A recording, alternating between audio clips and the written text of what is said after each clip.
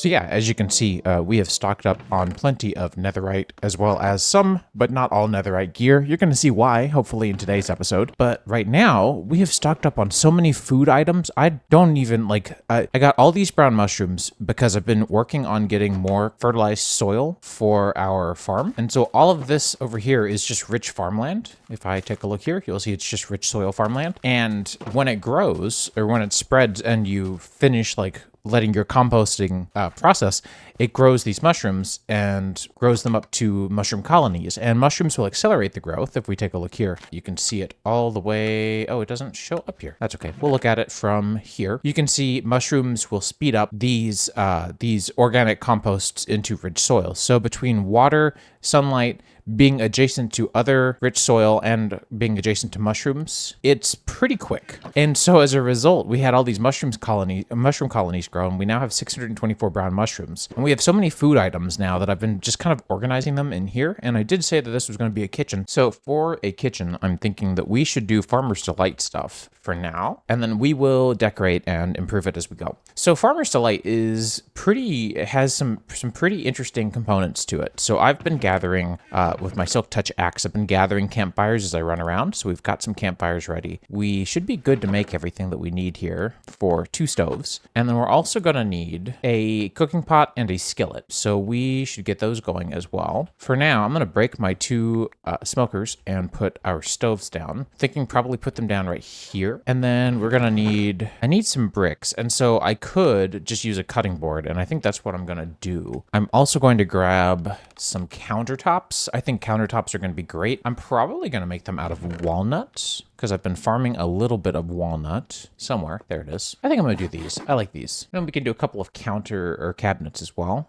So we'll do, let's see, walnut cabinet, some of these. And so now we can sort of begin to develop a little area here. And you can see these have some pretty smart corner connections. So they do behave pretty well. And so now what we can do is we can put down our cutting board. Let me put it down just like this. And then we can put our brick on it and then right click with a pickaxe, and that's going to get us some brick item. We also need a wooden shovel. This gets us a cooking pot, and this gets us a skillet. And so now we can put those down. I'm going to put the skillet this way because that overhang kind of always gets annoying, and then we'll put the cooking pot there. The skillet doesn't really have a user interface. It is sort of just like cooking on a campfire. So I can take some of our mutton chops here and just put them directly on the fire, and you can put a whole stack on if you want to. You're not really limited. And so we can let those cook away, and you'll see, cooked. Now we also have our cutting board here, and I'm going to grab a knife that I've already prepared, this guy. And if you right click, you can put the knife on the table flat, or if you shift right click, you can put it like as if you've just slapped it into it, which is very bad for your knives, by the way. Don't do that.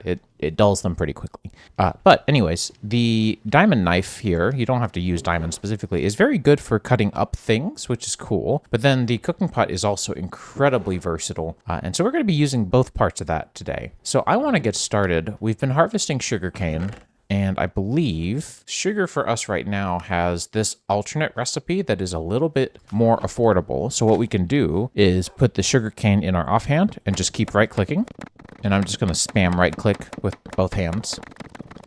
And as you can see, we got about 30 extra sugar, which is not bad. Not bad at all. So now what we can do is we could take some bottles that I think I have over here somewhere, put them in this little bowl slot because we are going to make some jam. And so it's going to be 2 parts sugar, 2 parts fruit, and it's just going to start cooking away. And so this is going to cook down into a sweet jam jar. And that jam jar combined with the walnuts that I've been harvesting, also cooked down with some sugar, will get us nut butter. So it's pretty straightforward, pretty good to have around. I'm going to sleep during the day. I moved my sleeping bag in here, by the way, and you just have to jump up into it a little bit. But by sleeping, we have accelerated the cook time, and now we have 23 ready and good to go. And so between the nut butter and the jam, we can create ourselves some tasty nut butter and jam sandwiches with some of the bread that we have. So while we wait for that to finish up, I'm going to just go ahead and chop up some more of our sugarcane into sugar. And now I'm going to start roasting down some of our nuts into nut butter. While that does its thing, I'm going to sleep a little bit. I don't want to sleep the entire night away because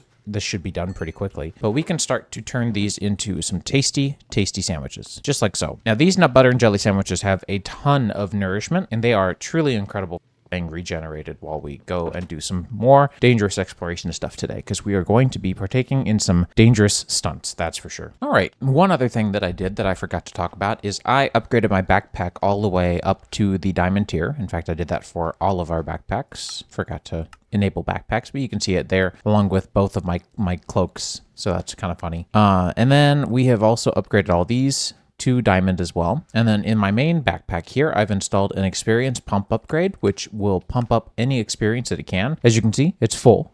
So oops. And then I've got a tank upgrade to actually store this, which is taking up part of the inventory space. This is what a normal backpack would look like. And then this is what ours looks like. So you can see the difference. And then we have stack upgrades so that we can stack up to 256 items per slot, which you can see I'm taking advantage of here. And I've also got a mining backpack here configured pretty well now. So yeah, things have just been slowly but surely coming together. I've been decorating little bit by bit with different books and odds and ends. We've been cooking away with our various foods here. And at this point, we have quite a few goodies that I think are good to go. We have so many nut butter and jam sandwiches at this point that I am probably going to put them away. And then we will come back to those at some point pretty soon. And we can also use the green tea to make matcha and green dye. And we can also make azalea teas and coconut curry, which is pretty exciting stuff. It's all kind of coming together bit by bit. I think it's pretty cool. The kitchen still needs work. I'll probably do some of that work on the day where I'm feeling better, because I'm not feeling quite too great today. We also have all this raw meat that we can process up in a couple of different ways. We can cook it directly into stews, or we could cut it up into minced beef, and then that can be used in a lot of the same ways, but now it's half as expensive. So we'll see if that really becomes a necessity or not. I don't think it will be. But for today, I do want to get into making some progress in the pack. So one of the things that I think we should try to work on really quickly is getting ourselves some ice so that we can get a Aether portal. So there is a portal object here. This is a portal frame, and we need ice to craft it, and then either one of the two sigils. So I'm going to go over to our little space north of here. So with our 4 pieces of ice and some glowstone and one of the 2 symbols, I'm going to go with the holy symbol just for fun, we can create our portal just like so. And this gets us an Aether portal frame. Now, I'm going to do something that you may not have expected. I'm going to take all of this stuff that I made last episode, all of the things that I've upgraded, even my torches, and I'm going to leave them. They're just going to live here now. I'm going to bring my cloak, and I'm going to bring my gloves for now, and that's all I'm bringing. And so now we have this Aether portal frame item. This guy, when placed, will produce a Aether portal. I don't have a very great place for this, so for now I'm probably just going to dump it down here someplace. How about right here? So we can just kind of break away a little bit of the material and put it down right, I think it's here? Yeah, there we go.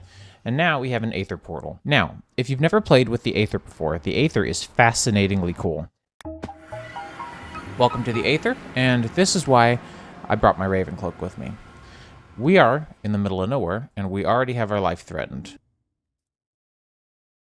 Yep, see? Life threatened. I'm going to go and fly over here. I'm going to try not to fly too much, but we're in the Aether, so that's going to be kind of a common occurrence, is needing to get around kind of easily. The Aether is essentially a sky dimension, a sky island of sorts. So the Aether has these very different materials that will make it so that your previous tools just don't really work here quite so well. And so if I sit here and chop down this tree, we're going to get all new materials. We've got new saplings, new sticks, new logs. I'm going to hide behind this little cove here, and we're going to make a crafting table. I guess I could just use my backpack, really. Doesn't really matter. I did make one of these crafting upgrades, and again, we'll get more skyroot sticks, and I'm going to get a pickaxe, and this is a skyroot pickaxe. So let me show you why that matters. I brought my excavator with me. Let's head over here and try to break this.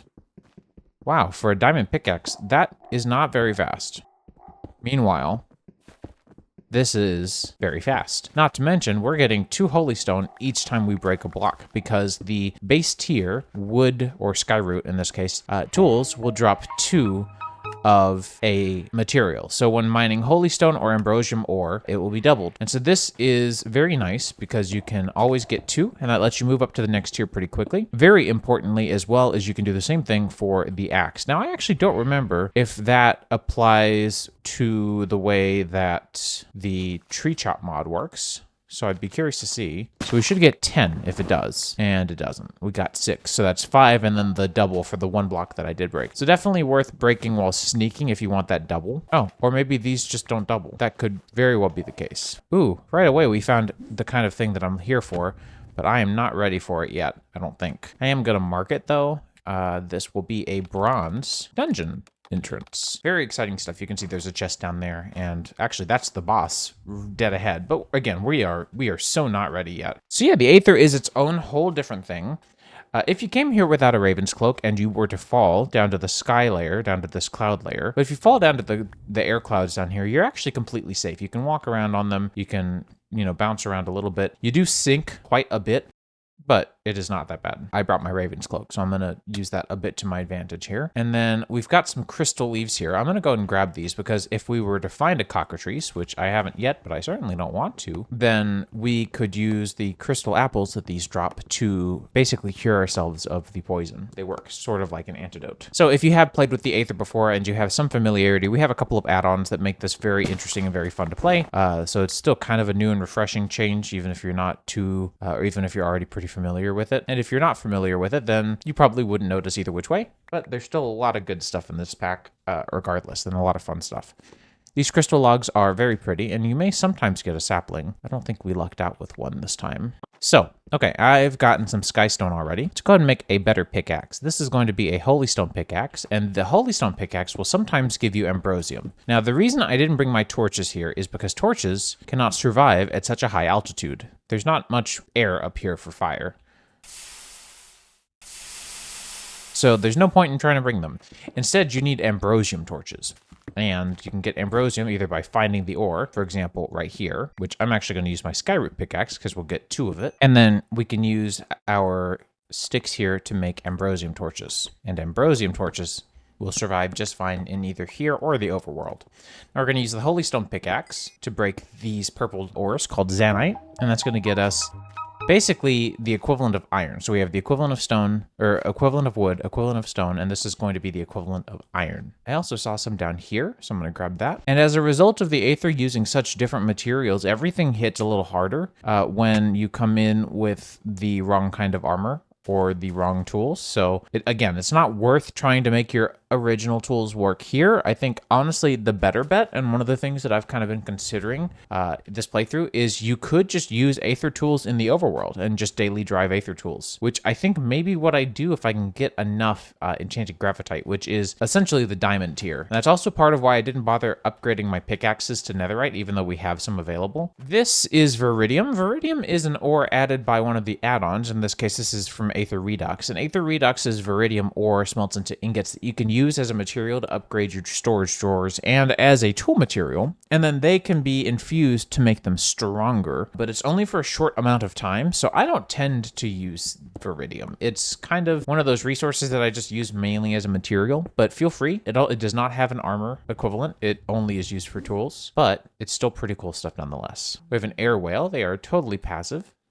And then this is despite its appearance, this is actually a silver dungeon. So bronze is the base tier. This is silver, so that's the mid tier. And then there is a gold dungeon, which is especially difficult. So we really need to work on not only getting materials for better gear, but also enchanting said gear once we obtain the materials for it. So I'm gonna keep on exploring around some, see what I can find. I found some berry bushes, and these are great. You can break them once just to get the berries, or twice to get the berries and the bush. And the bushes will grow in the overworld. And it looks like the bushes also double when you break them with a skyroot axe, which is good to know. That's actually something I had no idea you could do. And these berries can be used to make jam. We've also got some rabbits here. You can right click them and they'll just sit on your head and give you like a little ploof. So it works. Oh, I didn't know this was a thing. I'm not pressing space. I'm afraid to check my altimeter. I'm not pressing space. That's really funny. Okay, be warned. And then you just look up and right click to dismount the air bunny. And don't worry, that guy's not gonna die. They are made of air after all. Yeah, see, there's our friend. He's totally fine. Let's go ahead and get ourselves that upgrade for the pick, at least. Go make a Zanite pick. Now, Zanite picks are very cool. Zanite picks and all Zanite tools will increase in effectiveness the lower their durability gets. So in the case of a pickaxe, the lower the durability gets, the faster it mines. In the case of a sword, the lower the durability gets, the harder it hits, the more damage it does per strike. And so that makes it a very useful material, especially just kind of early on, because it makes the slog of getting your materials a little bit less, well, sloggy, I guess. And so it's not noticeable at first, especially because the durability on all these tools has been doubled by this mod pack. So it takes quite a while to actually notice the effect, but it is very cool nonetheless, especially the sword durability part. So one thing I have failed to note is right now we are living in an Aether in which it is eternally daytime. And for reasons unknown to us at the moment, that is going to be a problem because that's actually not how the Aether naturally is. That is a result of something that we're going to learn as we discover the lore of the Aether through fighting and bosses. By the way, I think I had mentioned it previously, but if I failed to, if you fall out of the cloud layer and straight into what looks like the void, you actually just fall from the sky in the overworld. And so you don't end up 100% of the time dying. And if you have one of those parachutes, it'll soften your fall to the point that you don't take any fall damage. And if you can fly in any other way, then you're fine as well. And if you have Feather Falling 5 boots on, your boots won't be very happy with you, but you will survive. So there's lots of ways to survive falling out of the sky. So don't be too afraid of it. You're not destined to a really terrible time, especially because it would suck to fall out of the sky and then have to explore your way through the sky without like your Raven's Cloak, for example. So it's actually kind of nice, in my opinion, that your stuff would just be in the overworld and you can just walk your way there. But I found more Zanite, but I just realized I can enchant my pickaxe. And we have the levels. I'm going to put a waystone down real quick and go enchant my pickaxe. Go ahead and bring that with us. And now I can mine the Zanite with Fortune. Much better. 9. That's a more manageable number. I didn't expect to find this so quickly. This is Gravitite. This is essentially diamond, but for Aether. And these are bad comparisons because I'm not trying to say the Aether's copying the overworld in any sense. It's just meant to be parallel, sort of. I believe Aether Redux has changed these to drop a raw Gravitite. It has. And then these can be enchanted into Gravitite ingots that can be made into tools. So that's actually very good. Now, if you break Gravitite without giving it a supporting block, and I should have shown that and I just completely forgot, it will float straight up into the air. Not a very useful feature, is it? So I think I'm just about done here. I need to go do some enchanting, and so I'm going to head back to the overworld. Problem is, I didn't bookmark where my portal was, so I'm just going to fall, and we're going to go back home using my home waypoint instead. So you see, you just end up glipping right back into the overworld here. Nothing really to be concerned about at all. And then we can see home is just about the same distance away. Only problem is, now that I've changed dimensions, my wings don't seem to give two cruds about how many flaps I had left. I think it forgot. Not a big problem, but a minor nuisance, I should say. We're finally starting to get close. Took a little while because I had to be extra careful because I have no armor. None. But that's what we're going to work on. Okay, beautiful. So let's get our stuff together. We have a couple of things that I want to get to be making pretty shortly here. One of them is what they call an enchanter. Now, it's not the same kind of enchanter. This altar, I don't know where I should put it. Maybe we haven't been using these furnaces hardly at all lately, so I might put it over here and then just start stacking up furnaces. I don't care, whatever. The altar will allow us to use some of our ambrosium to smelt our raw gravitite into gravitite ingots. And then these ingots, which, by the way, this takes forever, these ingots can then be used to make tools. Now, the altar can also be used to repair pretty much every high-ish tier material. So that's part of why I haven't upgraded a lot of my tools to netherite, is because I didn't want to waste the netherite, but the other half was I didn't have an altar yet. We should get to making some other tools. I'm probably going to make a sword right off the bat here. And then between the sword and some enchanting, we should be pretty good to go. So you can see this has a base of 7 damage, which is the same as a diamond sword. And so now if we go and enchant this guy, wow, all of these enchantments are really bad. There we go. Sharpness, unbreaking, I'll take it. Now that is a dang good looking sword. All right, and so now I'm just gonna go through and enchant a bunch of our gear because we really could use it. And yeah, I guess that's gonna be it. And then we're gonna go do some early game Aether exploration, I think, right? All right, so that is a full kitted out set of armor. I'm going to go ahead and turn my pump back on, and then let's go ahead and get ourselves some basic gear here. I'm going to get a new pickaxe queued up. I don't have a plan for that one yet, and then we're going to need to get ourselves a pretty decent axe and shovel. And for this pickaxe, I don't really know if I should do Fortune or Silk Touch. We've already got Fortune. I think we should probably do Silk Touch for now. That's kind of what I'm leaning towards, but we can always re-enchant later. And there we go. Now we've got a Silk pick and a Fortune pick. We've got a shovel and we've got an axe. I think that's pretty good. So on our previous trip, we found that bronze dungeon entrance. Let's go explore it. So bronze dungeons are interesting. This one's really broken. I've never seen this before. So these are sentries, and this is a sentry spawner. We have a loot chest. These tend to have okay loot inside. I'm sorry, is this just a really tiny bronze dungeon? I think this bronze dungeon is very glitched. They are usually a little more labyrinthian than this. Well, that's odd. There's still stuff to do here, so let's go ahead and fight the boss. So this is a slider. Ooh, and you can see they've got a bit of a kick to them. But essentially, you need to just fight them with a pickaxe, because this guy is more or less made out of stone, and your goal is to just keep hitting it with a pickaxe, which is why I made a gravitite pickaxe up front rather than just sticking with the one that I had. It will slide its way to you, so you can kind of use that to your advantage as you strafe it. It will also break any blocks that get in its way, and then once it gets down to below 100 health, it gets faster and it gets mad. So keep that in mind. I am a little bit over-geared for this. As you can tell, I'm not really having any struggles here. And now that we've beaten that boss, we have unlocked the room. We get a key. We get an item that we're not going to know how to use. Some very loud music, and then we get a treasure chest, which is locked, so we need to open it with that key, and boom, we got some new gear right off the bat that kind of defeats a lot of the point of the other stuff that I made, which was kind of funny, but that's just how it is sometimes. So let's go over what we found. We found a shield of repulsion.